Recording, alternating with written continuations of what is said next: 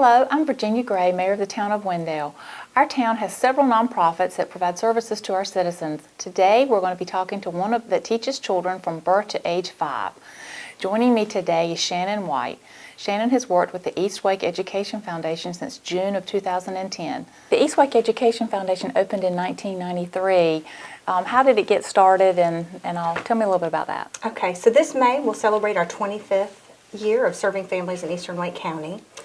Several years ago, when it all began, there was a group of individuals from Eastern Wake County that got together and wanted to do something that they could help support the schools. So they brainstormed, came up with some ideas, and took it to the school system and said, you know, this is kind of what we're thinking about doing in Eastern Wake County. And they said that they felt like there needed to be an early childhood initiative out in this area, that they were seeing many children arrive at school not prepared, not on grade level, not what they should be doing. So they felt like that was something that they needed to take on. So the foundation was born from that idea. Don't you feel like that a lot of parents get their kids ready for kindergarten thinking that once they get there, kindergarten is going to pick up where they need to be? And the reality is, from your standpoint, they need to come with a little bit of information already. They need to come with a little bit of understanding about learning before they ever get there. Yes, yes. In some recent research, they have found that 51% of Eastern Wake County students are not at grade level, even at first grade. So if you kind of back that up to kindergarten, they are finding that less children are prepared when they get there. So I think parents think that they're doing a great job of preparing their children, but what we do here is the parent is part of what we do every day so that we can help educate them on ages and stages so that they can help better prepare their child for that kindergarten experience. So letters, numbers, a little bit, sounds, yes. Going to bed on time? Right, gross fine motor skills. Meals? Yes.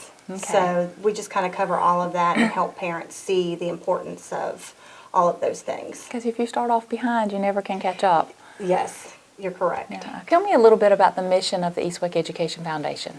So our mission is to ensure that every child arrives school-age, healthy, and ready to succeed. Your mission to educate touches many, many families. Do you have any idea of how many, the number of families that you've touched over the years? So I can tell you our year starts July 1. And I can tell you just since July 1, we have touched 182 families. Oh, that's outstanding. And our fiscal year ends at the end of June, so that is fantastic that we've already seen that many families come through our program. And that's a significant increase from last year. Yes, ma'am, it is. Okay. Do you remain in contact with some of your graduates and follow them through school? And so you can kind of have some numbers and some information about your success over time? Yes, we do. We have a lot of elementary age students that come back with younger siblings, so it's kind of neat to follow them. As they get older, it's a little harder to track, but it's neat when we're out in the community doing certain events. They will come up and say, I came to the foundation when I was younger, and we track them that way, and proud parents come back and tell us what their children are doing. But some of the neatest stories are, we have grandmothers that bring their grandchildren in that brought their children when they were younger. So it's neat to see that we've been here as long as we have and that we're now serving like a second generation of that is neat. Eastern Wake County families. The East Wake Education Foundation is a nonprofit. Where do you get funding to support your efforts? So we get our funding from a couple of different places. We have individual donors that donate. We have companies that donate to us. And then we also have our area towns and the Wake County Commissioners give to us. And then we also have 2 fundraisers a year that we do, and all of that helps fund the program. Okay. Tell me about your fundraisers. Okay, so 2 of our biggest fundraisers that we do are Stars in the East, which will be March 15th of this year. And then we do the golf ball drop, which happens at the Wendell Harvest Festival at the beginning of October. Okay. One of the things that we're trying to do right now is come up with a new fundraiser that we can reach out to the community and kind of get them involved so that they can embrace the foundation and we can get more involvement from the community. So that's something that we're kind of working on right now. So more people even know you're here. Yes, ma'am. Well, since Stars in the East is coming up, let's talk about that a little bit. Tell me some details about that. So Stars in the East is March 15th. It's at East Wake High School. There's 2 different ticketing events that you can come to. There is a banquet that starts at 5:30.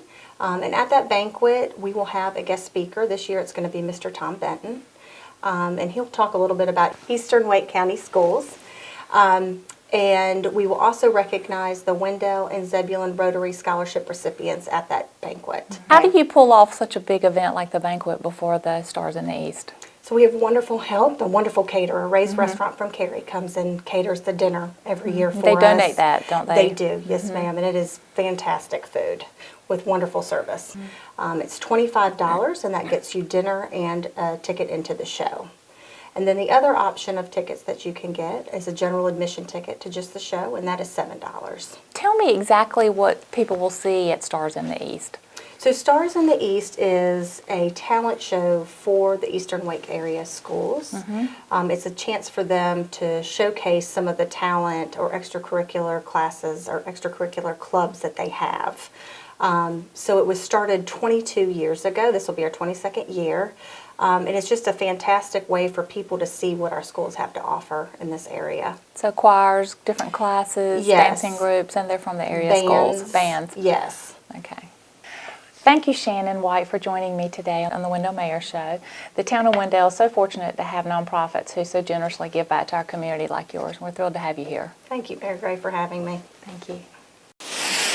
The ProTown BMX team is coming back to Wendell with a show you're not going to want to miss. 2 shows take place on Saturday, March 24th on Main Street.